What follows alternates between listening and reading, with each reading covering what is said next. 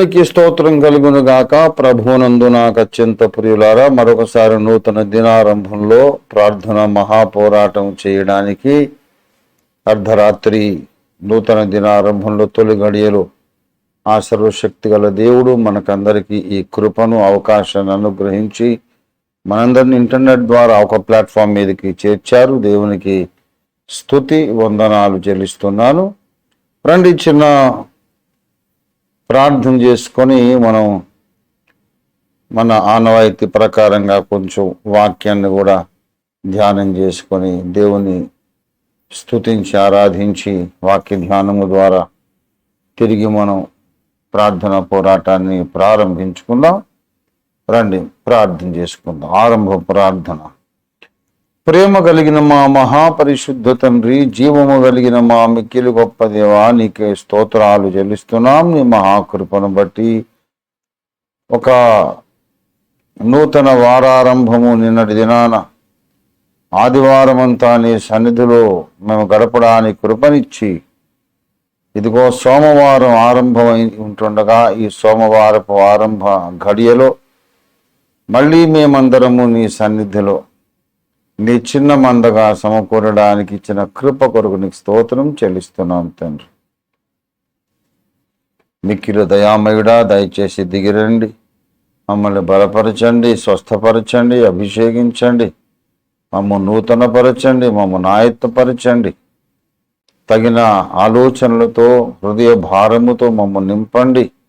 నీకు ప్రీతికరమైన ప్రార్థన చేయుటకు మమ్మల్ని ఇప్పుడు సిద్ధపరచమని, మా స్తుతులు అంగీకరించమని యేసునామములోనే స్తుతించి నిండు నమ్మికతో స్వతంత్రించుకొని ప్రార్థిస్తున్నాము తండ్రి. ఆమేన్, ఆమేన్.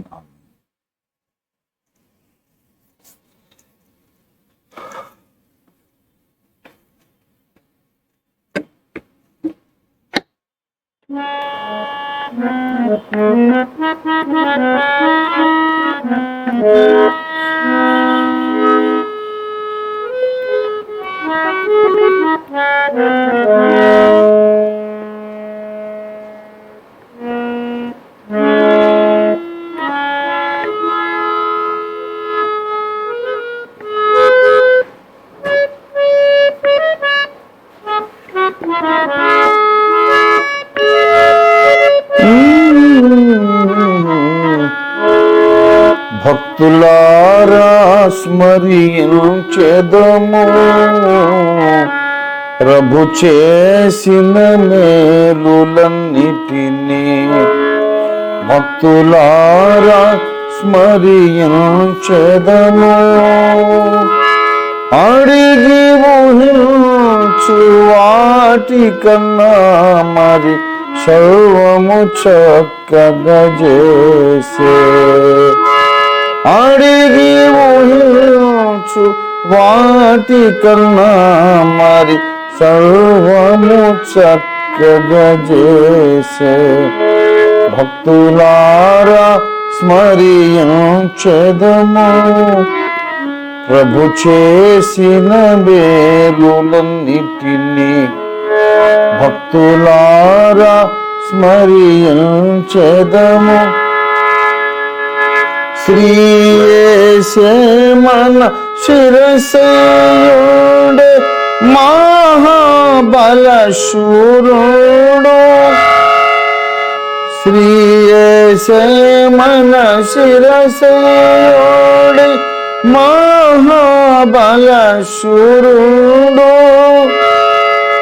సర్వం నీచెను తన హస్తముతో, ఎంతో దయగలవాడు. సర్వము నీచెను తన హస్తముతో, ఎంతో దయగలవాడు.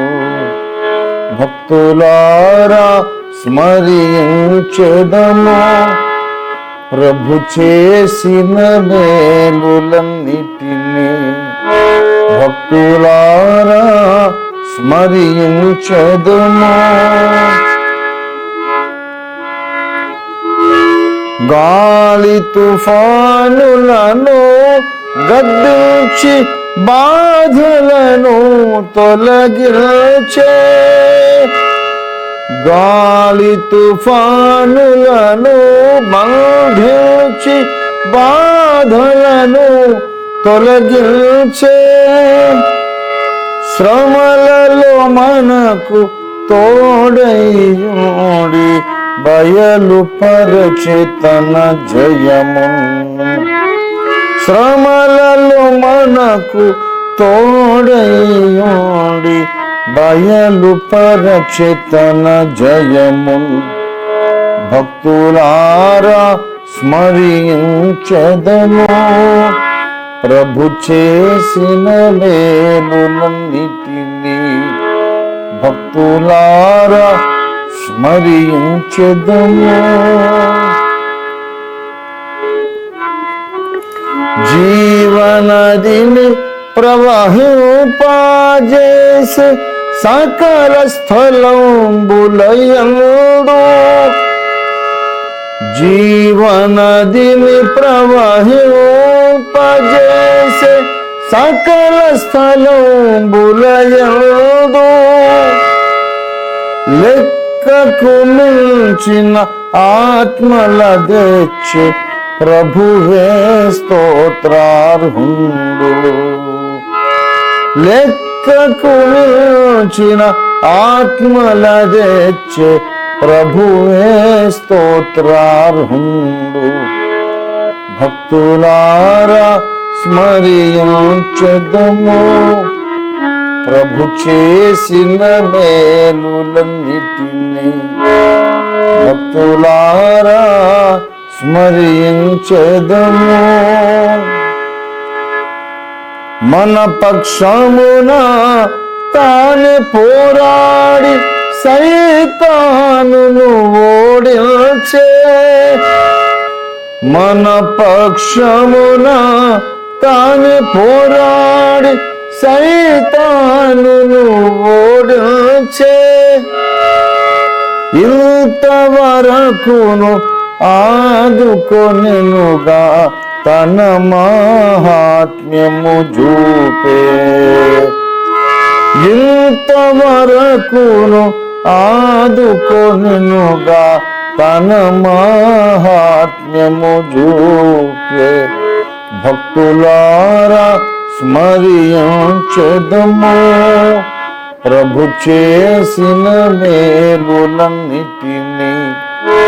భక్తులారా స్మరించెదము.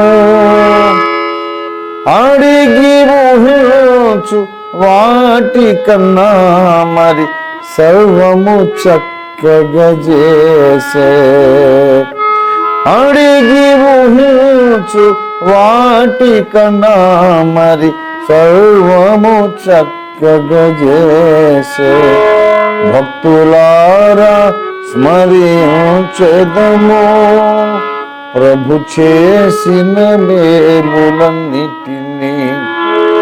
భక్తులారా స్మరించెదము.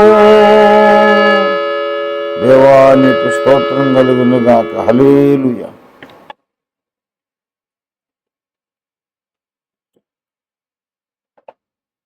దేవునికి స్తుతి మహిమ కలుగును గాక. వీళ్ళారా మనం నేరుగా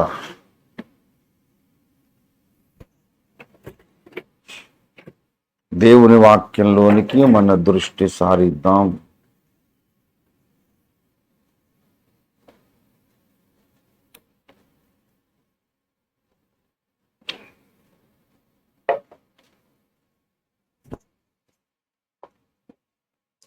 దేవుని పరిశుద్ధ వాక్యంలో నుండి ఎఫెసీ పత్రిక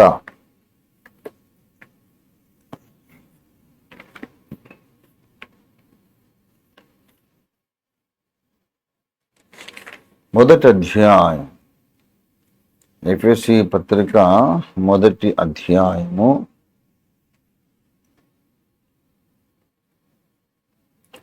11, 12 వచనాలు నేను చదువుతాను, చిత్తగించండి ప్రియులారా.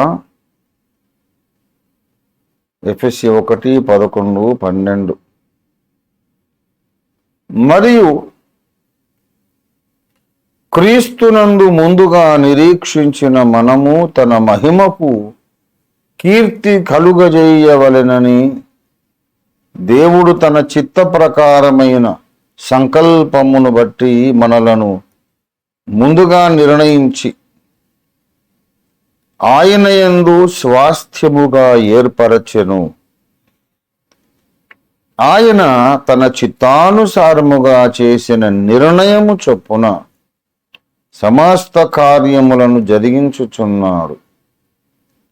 దేవుడి వాక్యమును మన వినికిడిలో ఆశీర్వదించినట్లు చిన్న మాట ప్రార్థన చేసుకుందాం. ప్రేమ కలిగిన మా మహాపరిశుద్ధ తండ్రి, కొంచెం సేపు నీ వాక్యం ద్వారా మాతో మాట్లాడండి అయ్యా. నీ బంగారు పాదములకు స్తోత్రములు, నీకే వందనాలు చెల్లిస్తున్నా తండ్రి. మేము అజ్ఞానులము, ఏమీ ఎరుగని వారము, నీవేమో సర్వజ్ఞుడవు తండ్రి. గనక మా యందు నీవు కనికరం ఉంచి మాతో మాట్లాడి ఏ రీతిగా ప్రార్థించాలో మీరే మాకు నీ పరిశుద్ధాత్మ ద్వారా నేర్పించి సహాయము చేసి ప్రార్థన మీరే చేయించమని, యుక్తముగా ప్రార్థించే కృప మాకిమ్మని యేసయ్య నామములో స్తుతించి ప్రార్థిస్తున్నాము తండ్రి. ఆమేన్, ఆమేన్, ఆమేన్.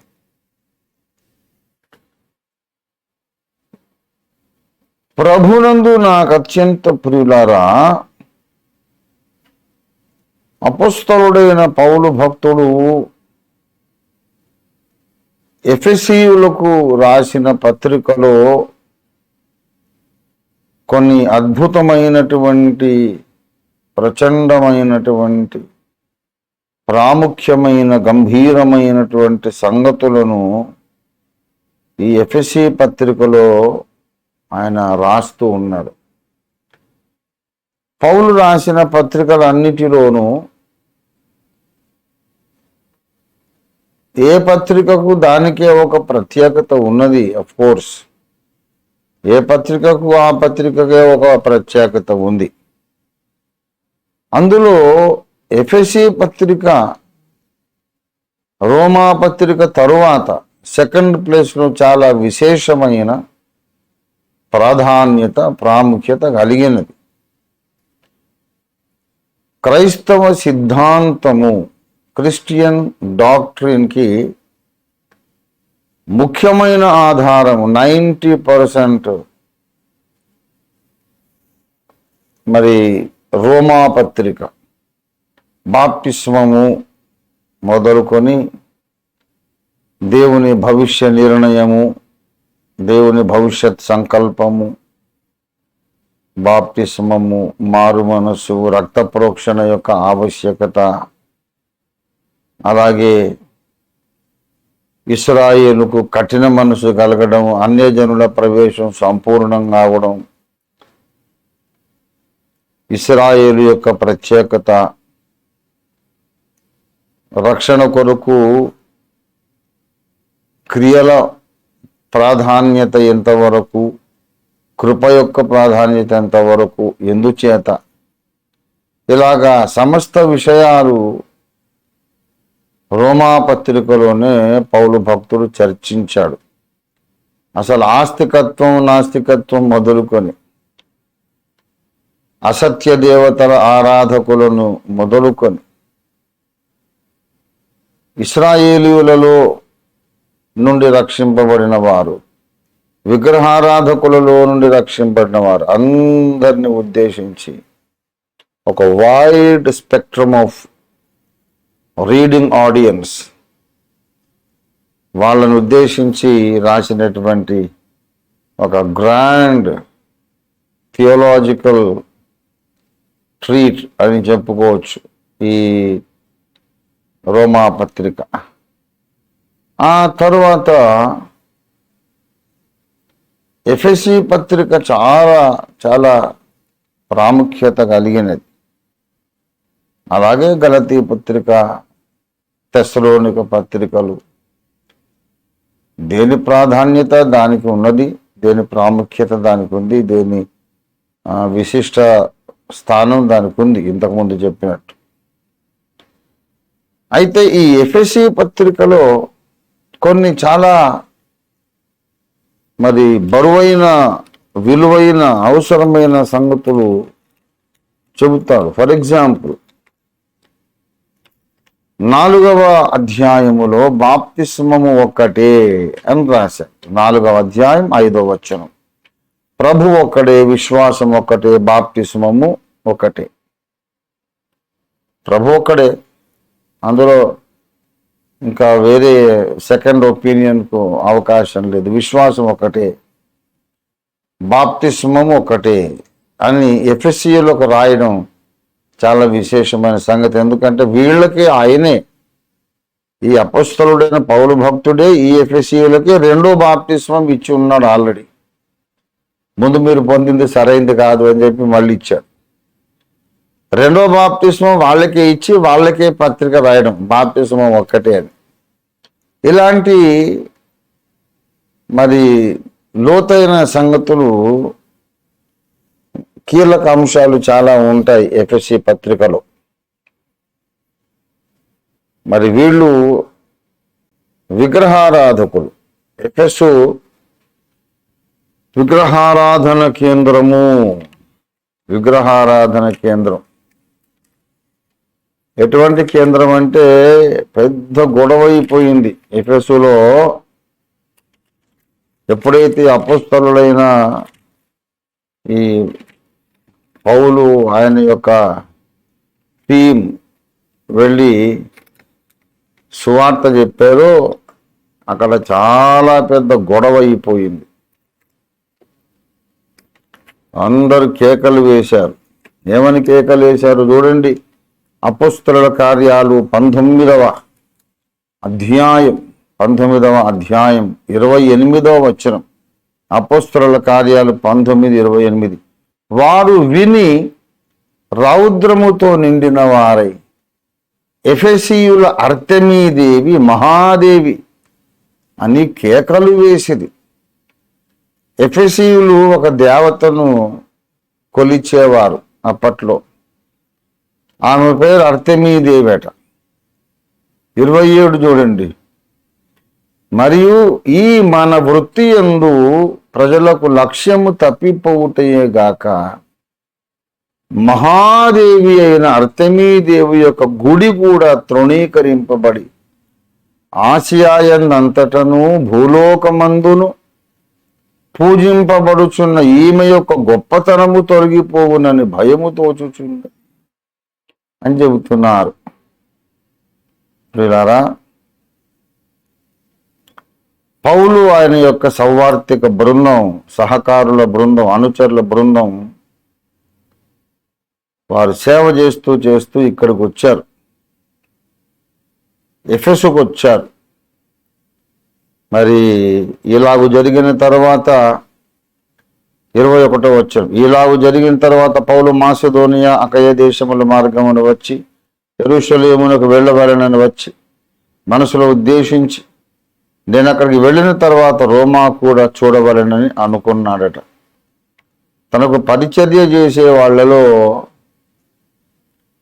తిమోతి, ఎరస్తు అనే వారిద్దరిని మాసిదోనియాకు పంపి తాను ఆసియాలో కొంతకాలము నిలిచి ఉండెను.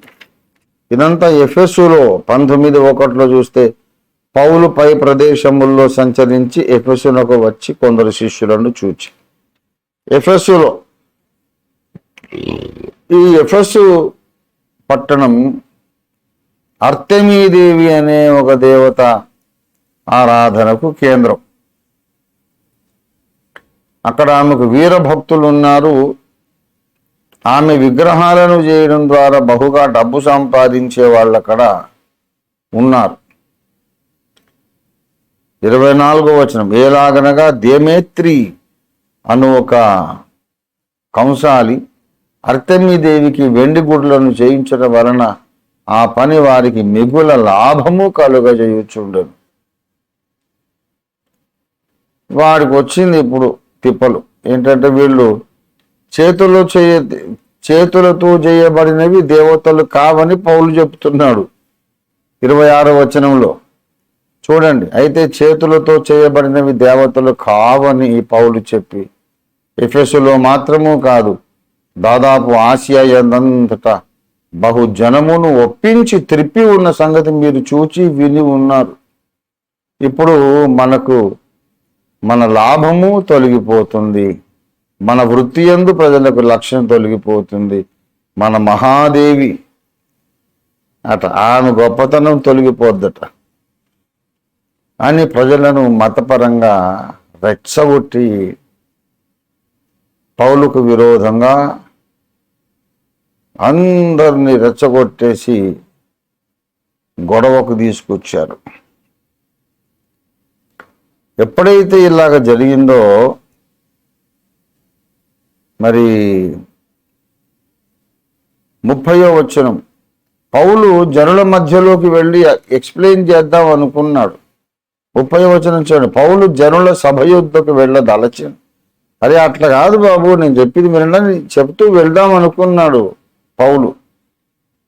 కానీ శిష్యులు వెళ్ళనివ్వలేదు. పౌలన్నా నువ్వు వెళ్ళొద్దు, వాళ్ళు చాలా మూర్ఖంగా ఉన్నారు, నిన్నేమైనా చేస్తారు, నిన్ను చంపేయడానికి కూడా వాళ్ళు ప్రయత్నం చేస్తున్నారు అని ఆ దేశాధికారులలో కొందరు పౌలుకు స్నేహితులయ్యుండి నీవు నాటకశాలలోనికి వెళ్ళొద్దని అతన్ని వేడుకొని, వద్దు పౌలు నువ్వు వెళ్ళొద్దయ్యా, వాళ్ళు నేను చంపేస్తారు అని ఆ దేశాధికారులలోనే కొంతమంది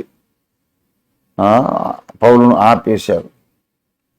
వాళ్ళు ఎఫెసీయులు అర్తెమీదేవి మహాదేవి మహాదేవి అని అందరూ ఏకశబ్దముతో 2 గంటల సేపు కేకలు వేశారట. మీరు ఊహించుకోండి ఎలా ఉంటుందో ఆ సీను. అందరూ కలిసి 34వ వచనం, అతడు యోధుడని వారు తెలుసుకొనినప్పుడు అందరూ ఏక శబ్దముతో ఆపకుండా 2 గంటల సేపు ఎఫెసీయుల అర్తెమీదేవి మహాదేవి మహాదేవి అని కేకలు వేసిరి.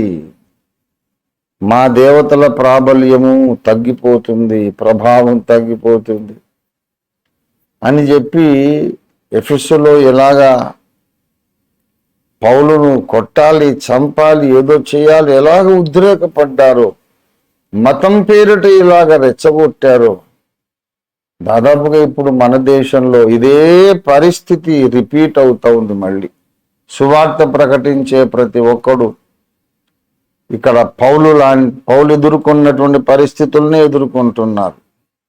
ప్రియులారా, ఎంత మూర్ఖమో చూడండి, ఏం మాట్లాడుతున్నారో.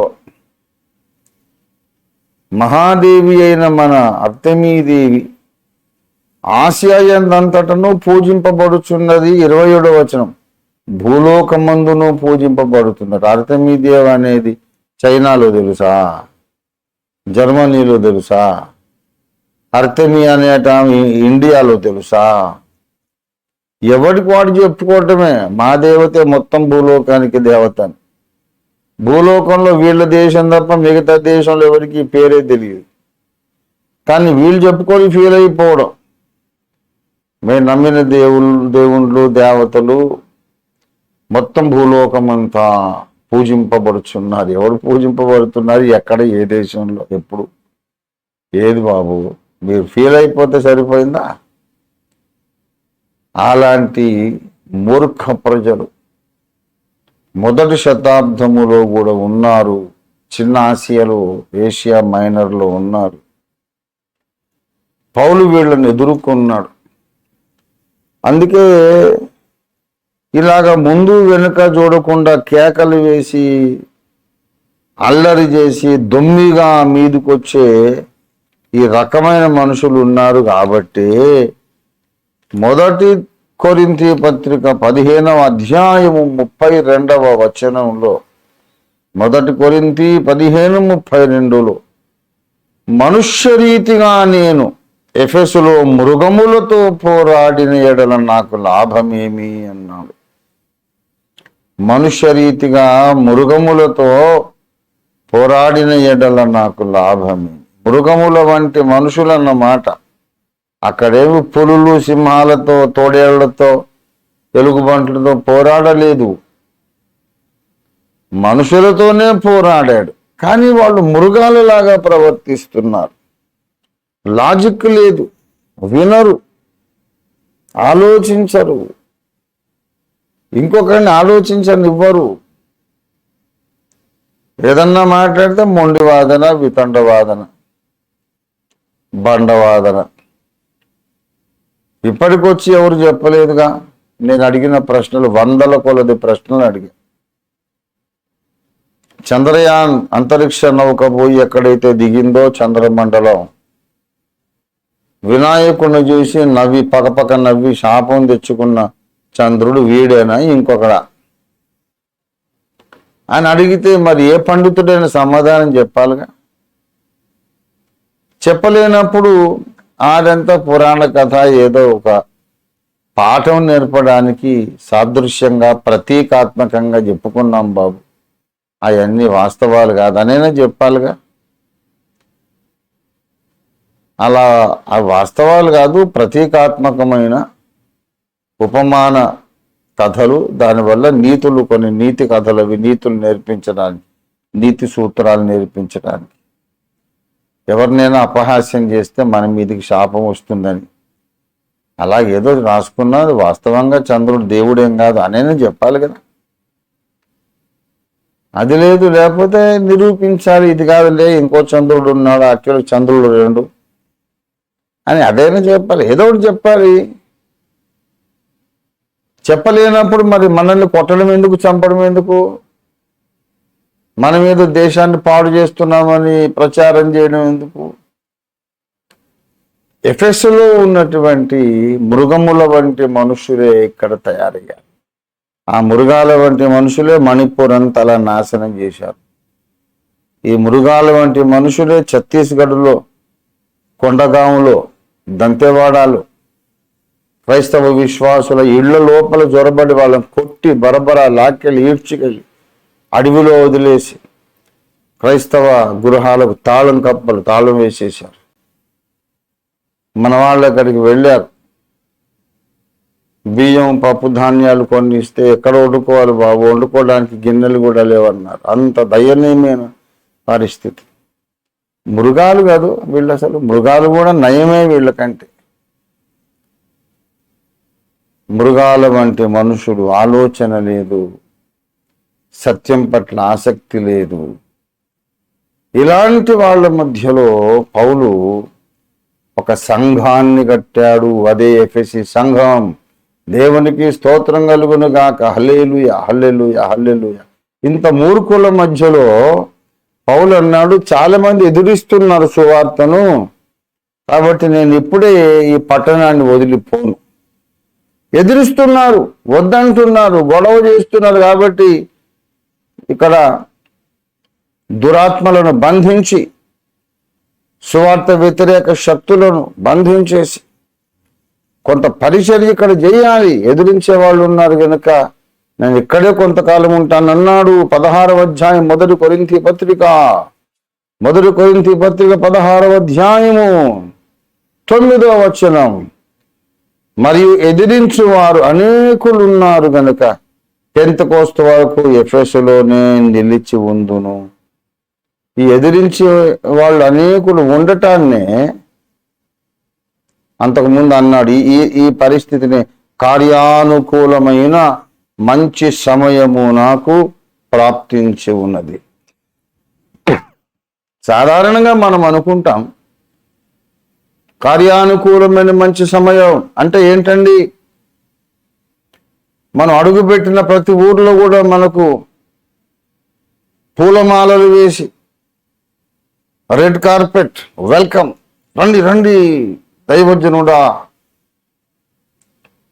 రండి మహానుభావ, రండి, మీరే మాకు నిజమైన దేవుని గురించి తెలియజెప్పుతున్నారు, మీరు రావడం మా ఊరు పావనమైపోయింది, మా ఊరు ధన్యమైపోయింది అని డప్పులతో, బాజా భజంత్రీలతో, మేళ తాళాలతో ఆహ్వానించి ఊళ్ళో వాళ్ళందరూ మన ముందు కూర్చొని, అయ్యా చెప్పండి, ఉపదేశం వింటాం అని భక్తితో కూర్చుంటే ఏ ఊరికి వెళ్తే ఆ ఊరు భక్తిగా మనల్ని స్వీకరించి చేర్చుకొని చెప్పండి.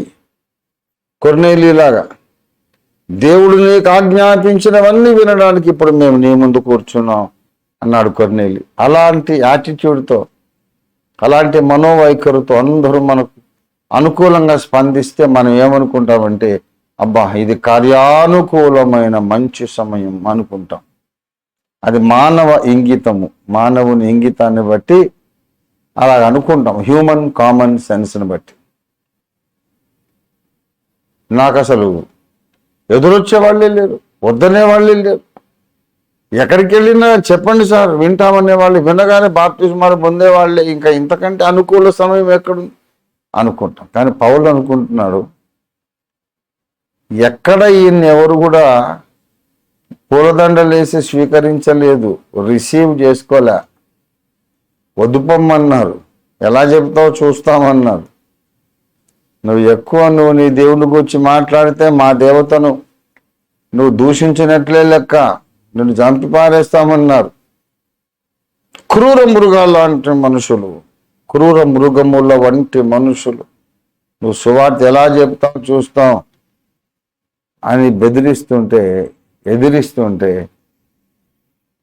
ఆహా కార్యానుకూలమైన మంచి సమయం నాకు ప్రాప్తించింది అంటాడు.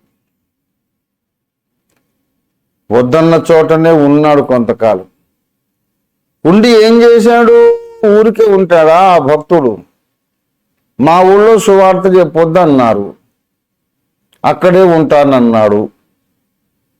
మా పట్టణంలో ఎక్కడ నువ్వు యేసు అనే కొత్త దేవుడి గురించి మాట్లాడడానికి వీలు లేదనేశారు, అక్కడే ఉంటానన్నాడు అపోస్తలుడు. ఉండి ఏం చేస్తాడు? ఊరికే తిని పడుకుంటాడా? అదే నా పౌలు తత్వం. అలా ఎన్నటికీ చేయడు, మోకరించి ప్రార్థన చేస్తాడు. డెఫినెట్గా అక్కడ మోకాళ్ళలోని ప్రార్థన చేయడం మొదలుపెట్టాడు. నమ్మిన వారు కొంతమంది ఉన్నారుగా, వాళ్ళను పోగేసుకొని ప్రార్థన చేసి ఆ శక్తులన్నిటిని బంధించి చివరికి అక్కడ చాలా మందిని రక్షణలోకి నడిపించి గొప్ప సంఘాన్ని కట్టాడు. దేవునికి స్తోత్రం కలుగును గాక. హల్లెలూయా. అద్భుతమైన సేవా ఫలితాలు భక్తుడు సాధించాడు. దేవునికి స్తోత్రం కలుగును గాక. ఎఫెసీయులతో చెబుతున్నాడు 5వ అధ్యాయం, ఎఫెసీ పత్రిక 5వ అధ్యాయము 8వ వచనం. మీరు పూర్వమందు చీకటి అయి ఉంటిరి, ఇప్పుడైతే మీరు వెలుగై ఉన్నారు. ఒకప్పుడు మీరు చీకటి అయి ఉన్నారు. అంతకుముందు 6-7 వచనాలు, వ్యర్థమైన మాటల వలన ఎవ్వడును మిమ్మును మోసపరచ నీయకుడి, ఇట్టి క్రియల వలన దేవుని ఉగ్రత అవిధేయులైన వారి మీదికి వచ్చును. వీళ్ళొకప్పుడు అన్యజనులు. 3వ అధ్యాయం 1వ వచనము చూడండి. ఎఫెసీ పత్రిక 3:1. ఈ హేతువు చేత అన్యజనులైన మీ నిమిత్తం క్రీస్తు యేసు యొక్క ఖైదీనైన పౌలను నేను ప్రార్థించుచున్నాను. దేవునికి స్తోత్రం కలుగును గాక. అన్యజనులైన మీ నిమిత్తం అంటే యూదేతరులు, అబ్రహాము సంతానం కారు, వీళ్ళకు ధర్మశాస్త్రం తెలియదు, మోషే యెషయా ఇత్యాది ప్రవక్తలు వీళ్ళకు పరిచయం లేరు, ఆ లేఖనాలు తెలియదు. విగ్రహారాధనలో నుండి, ఆ అర్తెమీదేవి భక్తిలో నుంచి వీళ్ళు రక్షణ పొంది నిజమైన దేవుడు యేసుక్రీస్తునని తెలుసుకున్నారు. ప్రభునందు ప్రియులారా, అంత అద్భుతమైనటువంటి ఘనమైన బలమైన విశేషమైన నభూతో అనదగినటువంటి అద్భుత పరిశుద్ధాత్మ కార్యము ఎఫెసులో జరిగినందువలన అక్కడ అద్భుతమైన రక్షణ కార్యం, అద్భుత సంఘము కట్టబడింది. దేవునికి స్తోత్రం కలుగును గాక.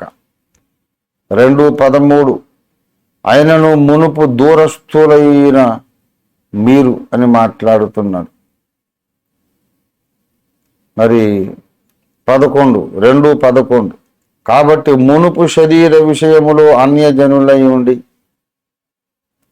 శరీరమందు చేతితో చేయబడ్డ సున్నతి గలవారు అనబడిన వారి చేత సున్నతి లేనివారు అనబడిన మీరు.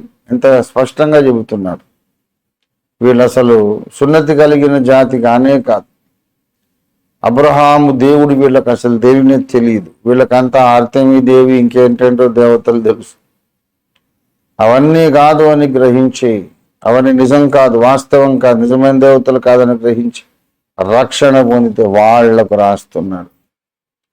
అక్కడ ఎన్ని పోరాటాలు ఎదుర్కొన్నాడు, ఎంతమంది వ్యతిరేకతను ఎదుర్కొన్నాడు, ఎంతమంది యొక్క దూషణలు, తిరస్కారం, ఎంతమంది యొక్క బెదిరింపులు పౌలు ఎదుర్కొన్నాడు.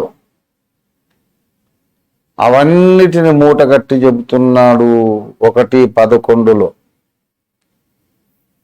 ఈ నేపథ్యాన్ని మనం అర్థం చేసుకున్నప్పుడు ఆ మాటలకున్న విశేష ప్రాధాన్యత మనకు అర్థమవుతుంది.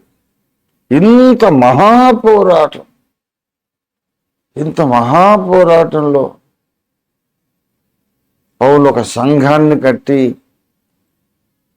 నన్ను కొంతమంది మృగముల వంటి మనుషులు ఎదిరించారు, అయినా అక్కడ నేను ఈ బాధలన్నీ భరించి మృగముల వంటి వాళ్ళతో పోరాడి రక్షణలోకి మిమ్మల్ని నడిపించి ఒక సంఘముగా కట్టాను అని చెబుతూ ఆ బ్యాక్గ్రౌండ్ నుండి మాట్లాడుతున్నాడు. దేవుడు తన చిత్తానుసారముగా చేసిన నిర్ణయము చొప్పున సమస్త కార్యములను జరిగించుచున్నాడు. దేవునికి స్తోత్రం కలుగునుగాక. హల్లెలూయా, హల్లెలూయా, హల్లెలూయా. ఇవాళ భారతదేశంలో కూడా ఇదే పరిస్థితి. సువార్త ప్రకటించడం రాను రాను కష్టమైపోతుంది. సువార్త ప్రకటించడం రాను రాను ప్రమాదకరమైపోతుంది. లాజిక్ లేదు, అస్సలు లాజిక్ లేదు. క్రైస్తవ విశ్వాస పక్షంగా, క్రైస్తవ ధర్మ పక్షంగా, క్రైస్తవ సంఘ పక్షంగా, బైబిల్ పక్షంగా లాజికల్గా, అపాలజెటిక్గా మాట్లాడుతున్నటువంటి క్రైస్తవ సహోదరులు చాలా మంది ఇంటర్నెట్లో మాట్లాడుతున్నారు. క్రైస్తవులు కాకపోయినా బౌద్ధ ధర్మానికి చెందిన వాళ్ళు మాట్లాడుతున్నారు.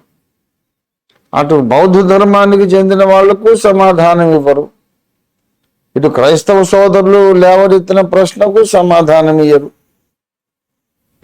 కానీ లాజికల్గా సమాధానం చెప్పలేక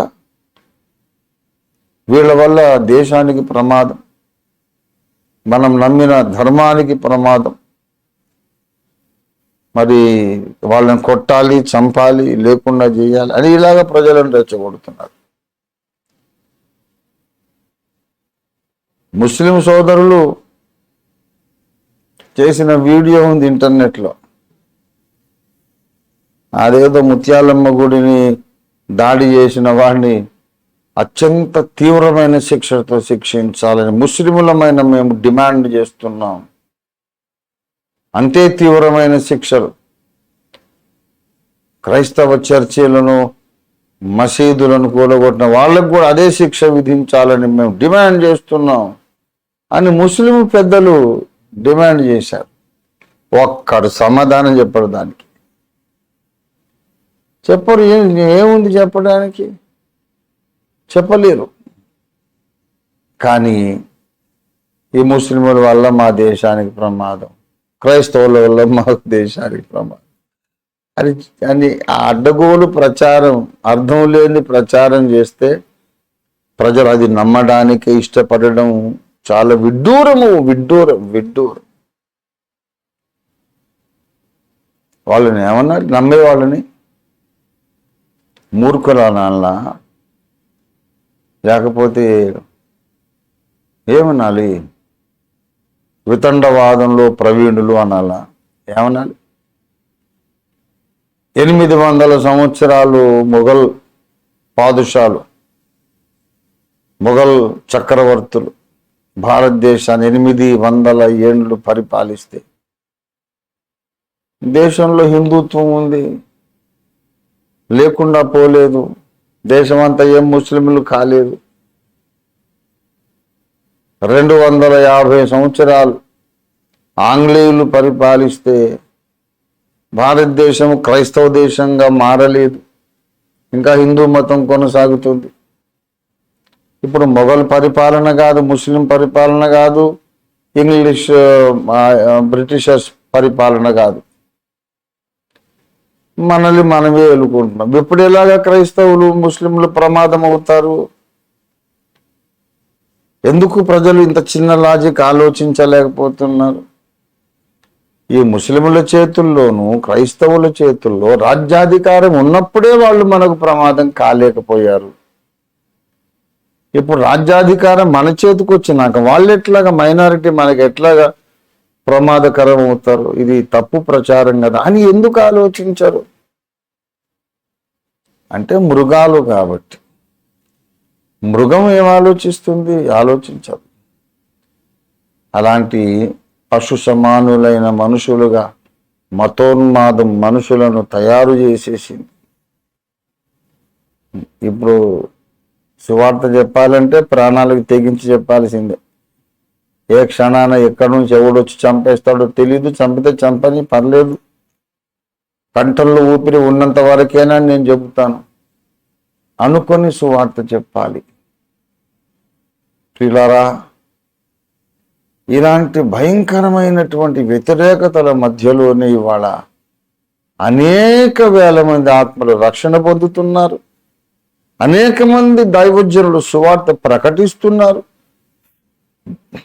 అనేక మంది బాప్తిస్మాలు పొంది సంఘాలుగా కట్టబడుతున్నారు. ఇది అద్భుతమైన దేవుని కార్యం. దేవునికి స్తోత్రం కలుగును గాక. ఈనాడు మన దేశానికి దాపురించిన ఈ దారుణమైన పరిస్థితులన్నిటిని బట్టి చాలా మంది వేదన పడుతున్నారు. ఎందుకు ఇలా జరిగింది? ఎందుకు ఇలాంటి పరిస్థితి వచ్చింది? ఎందుకు ఇలాంటి ప్రభుత్వాలు వచ్చినాయి? నేను కూడా పాట రాశాను. దుర్మార్గ పరిపాలనను ధరణిపై ఎన్నాళ్ళు నీవు ఎందాక ఏ రీతి నీవు సహింతువయ్యా. అన్యాయమగు చట్టముల చేసేడి పాలకుల దండింప దిగిరమ్మయ్యా, దిగిరమ్మయ్యా ప్రభు దిగిరమ్మయ్యా. భూలోక న్యాయాధిపతి ప్రతీకారము చెయ్య దిగిరమ్మయ్యా అని 94వ కీర్తన పురస్కరించుకొని నేను పాట రాశాను, లేటెస్ట్ పాట. కనుక చాలా వేదనకరమైన సంగతి, బాధాకరమైన సంగతి. హృదయం మండిపోతుంది. ఇంత తెలివి లేకుండా, లాజిక్ లేకుండా, తర్కం లేకుండా, న్యాయం లేకుండా మొత్తం వేల జనము, లక్షల జనము, కోట్ల జనము అడ్డంగా మాట్లాడి హేతు విరుద్ధంగా, తర్క విరుద్ధంగా, అన్యాయంగా ఆలోచిస్తూ, ఇది మానవ సమాజమా లేక మృగ సమానుల సమాజమా? ఇది మృగముల సమాజమా మనుషుల సమాజమా అని అనుమానం వచ్చేటట్టు చేస్తున్నారు. ఇలాంటి పరిస్థితి ఎందుకు వచ్చింది అని ఆలోచిస్తే దేవుడు తన చిత్తానుసారముగా చేసిన నిర్ణయము చొప్పున సమస్త కార్యములు జరిగించుచున్నాడు. దేవునికి స్తుతి స్తోత్రం కలుగును గాక. ఒక చిన్న మాట నేను మీకు గుర్తు చేసి నేను ముగించుకుంటాను. ఒకసారి పౌలును పట్టుకొని చంపేసేయాలని చాలా ప్రయత్నం చేశారు. వాళ్ళు అసలు ఇక ఈయన్ని పట్టుకొని చీల్చేస్తారేమో అని అనుకున్నారట అధికారి. పౌలును చీల్చేస్తారేమో అనుకున్నట్ట. కాబట్టి అతన్ని కాపాడి అతన్ని 23 అపొస్తలుల కార్యాలు 23:10 చూడండి. 23:10 కలహము ఎక్కువైనప్పుడు వారు పౌలును చీల్చివేయుదురేమో అని సహస్రాధిపతి భయపడి మీరు వెళ్ళి వారి మధ్య నుండి అతనిని బలవంతముగా పట్టుకొని కోటలోనికి తీసుకొని పొండని సైనికులకు ఆజ్ఞాపించారు. రోమా పౌరుడు మరి ప్రత్యేక హక్కులు కలిగిన వాడు. అతన్ని చీల్చేస్తే చక్రవర్తి అందరు తలకాయలు తీయించేస్తారు. అతన్ని కాపాడాలి. ప్రాపర్గా విచారణ జరిగి నేరం నిరూపణ అయితే అప్పుడు సంగతి వేరే. చక్రవర్తి పర్మిషన్తో అతనికి ఏ దండనైనా విధించవచ్చు. ప్రజలేమో ఇప్పుడు మొత్తం రెచ్చిపోయి ఉన్నారు. వాళ్ళు ఏమైనా చేయవచ్చు, దొమ్మిగా చంపేసేయచ్చు, మరి నా తలకాయ ఎగిరిపోతుంది అని సహస్రాధిపతి భయపడి పౌలుని కాపాడాడు. ఆ తర్వాత మరి ఫేలిక్స్ వచ్చాడు. ఫేలిక్స్ ముందు పౌలును ప్రజెంట్ చేశారు. అతని మీద నేరారోపణలన్నీ చెప్పారు. ఆ తర్వాత ఈ మార్గాన్ని గురించి ఫేలిక్స్కు బాగా తెలుసు కనుక ఇది కరెక్టే, లాజికల్గా ఎప్పటికైనా క్రైస్తవులు గెలుస్తారు. కానీ తను వదిలేస్తే మరి నాకేంటి, ఏమైనా డబ్బులు దొరుకుతాయా అని ఆలోచించి ఆ యాంగిల్లో 24-26 పౌలు వలన తనకు ద్రవ్యము దొరుకునని ఆశించి మాటి మాటికి పిలిపించి అతనితో సంభాషణ చేయించున్నాడు. పౌలు దగ్గర ఏమి డబ్బులు ఉన్నాయి? లేవు. మాట్లాడాడంతే. ఈ లోపల అతని టర్మ్ అయిపోయింది. ఫేలిక్స్ వెళ్ళిపోయాడు. ఫేస్తు అనేవాడు గవర్నర్గా వచ్చాడు.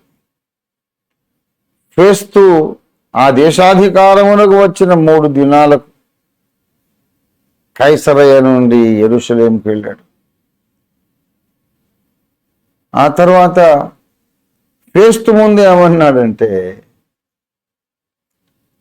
పౌలు అన్నాడు, నన్ను వాళ్ళకి అప్పగించడం ఎవ్వరి తరము కాదు గవర్నర్ గారు, నేను కైసరు ముందే చెప్పుకుంటానన్నాడు. 25:11 వీరు నా మీద మోపుచున్న నేరములలో 25:11 అపొస్తలుల కార్యాలు 25:11 వీరు నా మీద మోపుచున్న నేరములలో ఏది నిజము కాని ఎడల నన్ను వారికి అప్పగించడం ఎవరి తరము కాదు, కైసరు ఎదుటనే చెప్పుకుందును అనేసి.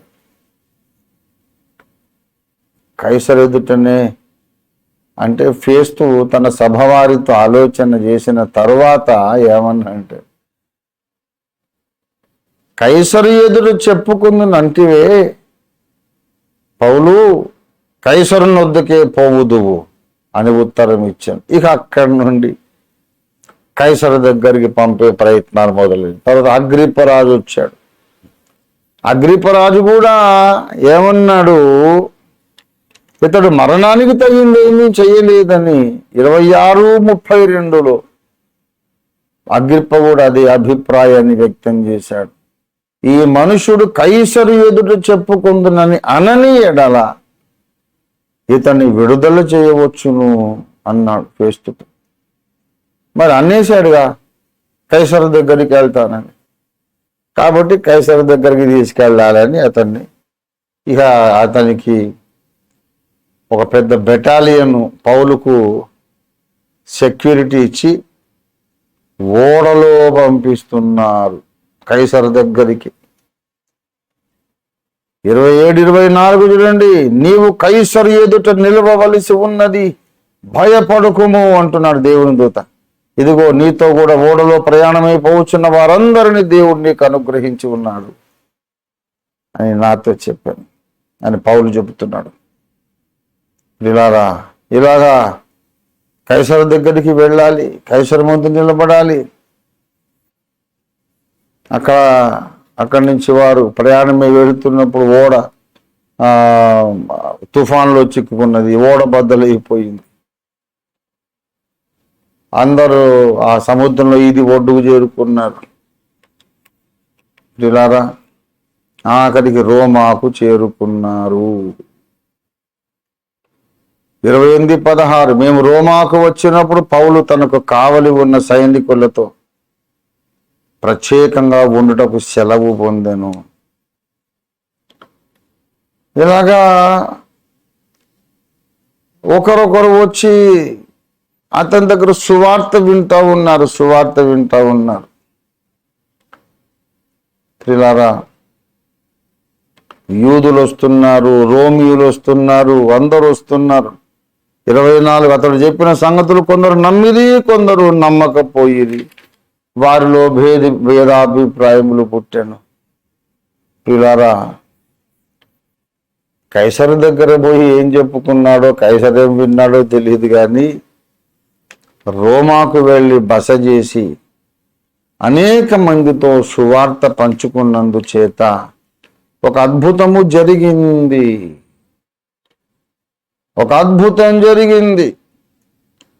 ఫిలిప్పీ పత్రిక 4వ అధ్యాయము 22వ వచనం చూడండి. నాతో కూడా ఉన్న సహోదరులందరూ మీకు వందనములు చెప్పుచున్నారు. పరిశుద్ధులందరూ ముఖ్యముగా కైసరు ఇంటి వారిలో ఉన్న పరిశుద్ధులను మీకు వందనములు చెప్పుచున్నారు. కైసరు ఇంటి వారిలో కొందరు రక్షణ పొందారు. దేవునికి స్తోత్రం కలుగునుగా. ఫేస్తు పోయాడు, ఫేలిక్స్ పోయాడు, అగ్రిప్ప పోయాడు. అందరికీ పైగా ఉన్న ప్రపంచ చక్రవర్తి కైసరు ఇంటిలో కొందరు రక్షణ పొందారు. పౌలుకు వచ్చిన ఈ తుఫానులు, ఈ వ్యతిరేకతలు, దాన్ని అతడు ఎదుర్కొన్న విధానము, అతడు సువార్త చెప్పిన విధానము, ఇదంతా కైసరు కుటుంబం లోపలికి, చక్రవర్తి కుటుంబంలోనికి ప్రాకిపోయింది. ఎట్లా జరిగిందో కానీ కైసరేమన్నా పిలిచి ఇంట్లో ప్రార్థన కూటం పెట్టుకుంటాడా? అలా పెట్టుకోడు కదా. వాడొక మూర్ఖుడు. కైసరే రక్షణ పొందలేదు, కానీ కైసరు ఇంటి వారిలో కొందరు రక్షణ పొందారు. ఎంత విచిత్రమో చూడండి. ప్రభునందు ప్రియులారా, దేవుని కార్యాలు మన ఊహ కందవు. ఎఫెసులో ప్రారంభమైనటువంటి 19వ అధ్యాయం, ఎఫెసులో ప్రారంభమైన వ్యతిరేకత, వాళ్ళందరూ వచ్చి ఈయన మీద పడి కొట్టి చంపుదామన్నంత పరిస్థితి. అక్కడి నుండి రోమా గవర్నర్ వచ్చాడు, అగ్రిప్ప రాజుగారు వచ్చారు. ఈ వ్యతిరేకతలన్నిటి మధ్యలో నేను కైసరిగా చెప్పుకుంటానన్నాడు. ఓడలో ప్రయాణం చేశారు, ఓడ బద్దలైపోయింది. అందరూ కూడా వచ్చి మెలితే అనే ద్వీపానికి వచ్చారు. అక్కడ ద్వీపవాసులంతా రక్షణ పొందారు. రోమాకు వచ్చారు, స్పెషల్ సెక్యూరిటీతో ఉంటున్నాడు పౌలు భక్తుడు. ఎలాగా ఈ సువార్తని అగ్ని ఎలాగ వ్యాపించిందో కానీ కొన్నేళ్ళు అయ్యాక ఫిలిప్పీ సంఘానికి రాస్తున్నారు. కైసరు ఇంటి వారిలో కొందరు పరిశుద్ధులు ఉన్నారు. వాళ్ళు ఫిలిప్పీ సంఘానికి వందనాలు తెలియపరుస్తున్నారు. కైసరు ఇంట్లో, ప్రపంచ చక్రవర్తి ఇంట్లోకి సువార్త దూసుకుపోవడానికి దేవుడు ఇన్ని తుఫానులన్నీ రప్పించాడు. లేకపోతే సాధారణ పరిస్థితుల్లో రోమా ప్రభుత్వమే యేసును సిలువ వేసింది. రోమా చక్రవర్తి యేసు అనుచరులను పిలిచి కూటం పెడతాడా? పెట్టడు కదా. కానీ అసలు వాడు నేనే దేవుణ్ణి అనుకుంటున్నాడు. వాడు కైసరు యొక్క నమ్మకం ఏంటంటే నేనే దేవుణ్ణి, కైసరే దేవుడని. కైసరు దేవుని అవతారమని, ఐఎమ్ గాడ్ అనేవారు. ప్రభునందు ప్రియులారా, ఎంపరర్ నీరో, అతని తర్వాత వచ్చిన కొందరు చక్రవర్తులు నేను దేవుణ్ణి అని ప్రకటించుకున్నారు. అలాంటి వాడు పౌలును పిలిచి సువార్త చెప్పయ్యా నేను రక్షణ పొందుతానని ఎందుకంటాడు? మూర్ఖుడు వాడు. కానీ ఈ తుఫానుల గుండా రోమాకు వచ్చాడు. పౌలు భక్తుడు ప్రత్యేక కావలి వాళ్ళతో ఉన్నాడు. వాళ్ళంతా రోమా సైనికులు. మెల్లిమెల్లిగా ఒకరి తర్వాత ఒకరు మరి ప్రేతోర్యము అనే అధికార మందిరంలోని వాళ్ళు కొందరు రక్షణ పొందారు. కైసరి ఇంటి వారిలో కొంతమంది రక్షణ పొందారు. సువార్త వ్యాపించటానికి దేవుడు మనం ఊహించలేనటువంటి పరిస్థితులను సృష్టిస్తాడు. మనం ఊహించలేని స్థలాలకు సువార్త వెళ్ళిపోతుంది. ప్రస్తుతం భారతదేశంలో ఉన్న పరిస్థితులను కూడా దేవుడు అలా వాడుకుంటాడని నేను నమ్ముతున్నాను. అలా వాడుకోవాలని నేను ప్రార్థన చేస్తున్నాను. మనందరం ప్రార్థన చేద్దాం. ఇప్పుడు వ్యతిరేకతలు ఉన్నాయి, మన మీద ద్వేషం ఉంది. మన వాళ్ళందరూ మన పక్షంగా చాలా మంది లాజికల్గా మాట్లాడుతున్నారు. అది మీ గ్రంథాల్లోనే ఇలా ఉంది కదా, మీరు మా గ్రంథాల జోలికి వస్తారు ఏమిటని. కానీ స్పెషల్గా నెలకు 50,000, 60,000, 70,000 జీతం ఇచ్చి నిరుద్యోగులను రిక్రూట్ చేసుకొని క్రైస్తవుల మీద విషప్రచారం చేయండి, ద్వేషాన్ని పుట్టించండి అని కొంతమందిని అపాయింట్ చేశారట. వాళ్ళకి ఇదే పనిగా రెండో పని లేదు. క్రైస్తవులకు వ్యతిరేకంగా ప్రచారం చేయాలి. అసలు అంతకన్నా ఏమాత్రం కూడా అసలు పోలికే లేదు. క్రైస్తవులు చెబుతున్నటువంటి బైబిల్ గ్రంథం, క్రైస్తవులు ప్రకటిస్తున్న బైబిల్ గ్రంథం, క్రైస్తవులు నమ్ముతున్న బైబిల్ గ్రంథం ఎప్పుడు పాపాన్ని సమర్థించలేదు. ఇది పరిశుద్ధ గ్రంథం. ఎవడైనా ఎప్పుడైనా పాపం చేశాడు అని బైబిల్ చెప్పి దానికి శిక్ష వచ్చిందని చెబుతుంది బైబిల్. అందుకే ఇది పరిశుద్ధ గ్రంథం. పాపం చేశాడు కానీ వాడికి శిక్ష రాలేదని చెప్పదు. చంద్రుడు గురువు పత్నిని లేపుకుపోయాడని చెప్తుంది ఆ గ్రంథం, వాళ్ళ గ్రంథం. కానీ చంద్రుడికి శిక్ష రాలేదు, ఆ తారకు శిక్ష రాలేదు. హ్యాపీగా ఆకాశంలో వెలుగుతున్నారని చెప్పుకుంటారు. దేవుళ్ళే తప్పులు చేస్తుంటారు. కానీ బైబిల్లో మానవ మాతృలు, దేవుళ్ళు కాదు వాళ్ళు, మానవ మాతృలు కొన్ని పరిస్థితుల్లో అజ్ఞాన దశలో తప్పులు చేసినా వాళ్ళకు శిక్ష దండన వెంటనే వచ్చింది. దేవుడు పరిశుద్ధుడు, ఆయన పాపమును సహించని వాడు అని బైబిల్ సాక్ష్యం ఇస్తుంది, సోదాహరణంగా చెబుతుంది.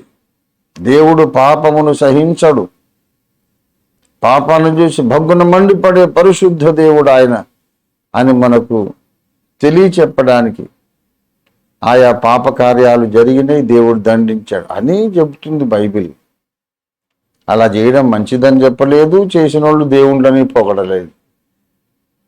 ఇంత ఓపెన్గా ఉంటున్నా, ఇంత ఓపెన్గా సంగతులన్నీ మన కళ్ళ ముందుకు వస్తున్నా, ఇంకా బైబిల్ బూత్ పుస్తకం అట. బైబిల్ అంతా బూత్ పుస్తకం. ఏంటి బూత్ పుస్తకం? 66 గ్రంథాల బైబిల్లో ఒక లోతు కథే దొరికిందా? సొదొమ గొమొర్రా మనుషులను దేవుడు శిక్షించింది నీకు నీ దృష్టికి రాలేదా? నోవహు కాలంలో జలప్రళయం నీ దృష్టికి రాలేదా? దేవుడు మొత్తం భూమండలం మీద ప్రాణికోటినే సంహరించాడు, పాపం ఎక్కువైపోయిందని. అలాంటిదే మళ్ళీ జరగబోతోంది అగ్ని ప్రళయం. సూచనలు నెరవేరుతున్నాయి, తెలీదా? కళ్ళు మూసుకొని చదువుతున్నావా? దావీదు తప్పు చేసినప్పుడు అతని కుమారుణ్ణి దేవుడు చంపేసి దావీదుకు ఆ చేసిన తప్పుకు ఎంత పశ్చాత్తాపడ్డా తప్పుకు మాత్రం దండన విధించాడు. సంసోను తప్పు చేసినప్పుడు సంసోను కళ్ళు ఊడబెరికేశారు, అభిషేకం వదిలేసి వెళ్ళిపోయింది. దేవుడు పాపాన్ని ఎక్కడ సహిస్తున్నాడు? దండిస్తున్నాడు వెంటనే. బైబిల్ పరిశుద్ధ గ్రంథం. కానీ ఈ మురుగముల వంటి మనుషులు బైబిల్ను దూషిస్తున్నారు. దేశమంతటా మన మీద వ్యతిరేక ప్రచారం జరుగుతోంది. దేవుడు ఎందుకు ఇలాంటి ప్రభుత్వాలను తెచ్చాడు? ఎందుకు ఇలాంటి వాళ్ళకి అధికారం ఇచ్చాడు? ఎందుకు ఇలాగా తన సంఘానికి వ్యతిరేకతను సృష్టిస్తున్నాడు అని మనం ఆలోచిస్తే ఒకటి మాత్రమే అర్థమవుతుంది. దేవుడు తన చిత్తానుసారముగా చేసిన నిర్ణయము చొప్పున ఈ సంగతులన్నీ జరిగిస్తున్నాడు. ఎలా చేస్తాడో తెలీదు. మనం దేవుణ్ణి ఈ దినం దిగిరమ్మని పిలుద్దాం. ఈ పరిస్థితులలో నీవెలాగా నీ వాక్యాన్ని మహిమపరుస్తావు తండ్రి. ఈ పరిస్థితులలో క్రైస్తవులను ఏ రీతిగా ఏకము చేస్తావు ప్రభువా. ఈ పరిస్థితులలో ఏ రీతిగా అన్నిటికీ కుదురుబాటు రప్పిస్తావు తండ్రి. ఈ పరిస్థితులను వాడుకొని ఏ రీతిగా సిద్ధాంత దిద్దుబాటు తీసుకొస్తావు తండ్రి అని మనం ప్రార్థన చేయాలి. దేవుణ్ణి అడుగుదాం. ఒకవేళ అన్నిటికీ కుదురుబాటు కాలాలు రావడానికి ఈ మృగాల వంటి మనుషులతో పోరాటం అవసరమేమో. క్రైస్తవ డినామినేషన్లందరూ ఏకము కావడానికి ఇలాంటి వ్యతిరేకత మనకు అవసరమేమో తెలియదు. దేవుడైతే సర్వజ్ఞాని, అనంత జ్ఞాని గనక ఆయన తప్పు చేయడు. దేవుని క్యాల్క్యులేషన్ ఎప్పుడూ తప్పు కాదు. మనము చాలా విపత్కరమైన పరిస్థితిలో ఉన్నాం. మరింత గట్టిగా పట్టుదలతో దేవుని పాదాలు పట్టుకొని పట్టు విడవకుండా మనం విజ్ఞాపన చేయాల్సిన అవసరం ఉంది. ప్రార్థన విజ్ఞాపన చేయాల్సిన అవసరం ఉంది. ప్రభువా, మా దేశానికి దిగిరానైనా పరిస్థితులు బాగోలేవు, మీరే ఏదో ఒక కార్యం చేయండి. మేమందరము నీ వారము. భారతదేశ ప్రజలందరూ కూడా నీవు సృష్టించిన ప్రజలే కదా, నీవు సృష్టించావు కనుక మా దేశమును రక్షించు. మా దేశానికి మంచి ప్రభుత్వం దయచేయి. సువార్తను మేము ప్రకటించడానికి అవకాశం దయచేయి. నువ్వు సృష్టించిన ఈ గడ్డు పరిస్థితుల్లో గుండా చక్రవర్తులు అనుకున్నోళ్ళ గృహాలలో కూడా మనుషులు రక్షణ పొందేటట్టు చేయమని ప్రభువుని అడుగుదాం. దేవునికి సమస్తము సాధ్యం. ప్రపంచ చక్రవర్తి నెబుకద్నెజరు నోట పలికించలేదా, ఈ విధముగా అగ్నిగుండము నుండి రక్షించ సమర్థుడైన ఈ దేవుడు తప్ప వేరొక దేవుడే లేడనేశాడు నెబుకద్నెజరు. ప్రపంచ చక్రవర్తుల చేతనే సాక్ష్యం ఇప్పించిన దేవుడు మన దేవుడు.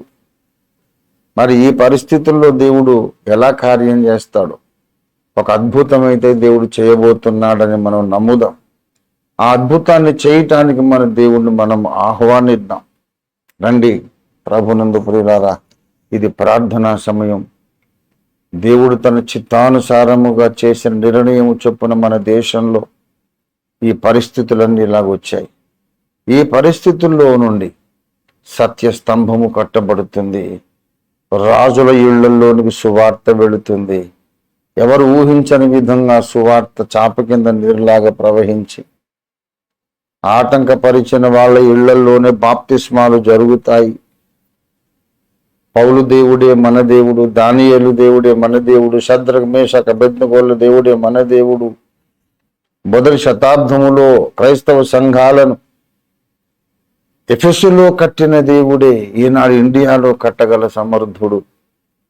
ప్రభువా, నీ సంపూర్ణ ప్రభావాన్ని, మహిమను మేము చూచినట్లు, అన్యజనులు చూచినట్లు బలమైన కార్యాలు చేయడానికి దిగిరా ప్రభు, దిగిరావయ్యా అని మనం ప్రార్థన చేద్దాం. ఒక అద్భుత కార్యాన్ని చూడడానికి మనం సిద్ధపడదాం. రండి ప్రియులారా, ప్రార్థన ప్రారంభిద్దాం. హల్లెలూయా హల్లెలూయా రి ఖరదర బరసందల రియాదర బరసి భూతర బరసి కరందర దర బరసి ఉరీధర బహుంధరీధర కరందర రియాదర బరసి. కైసరింటి వారిలో పరిశుద్ధులు, కైసరింటి వారిలో రక్షణ పొందిన విశ్వాసులు ఉన్నారు.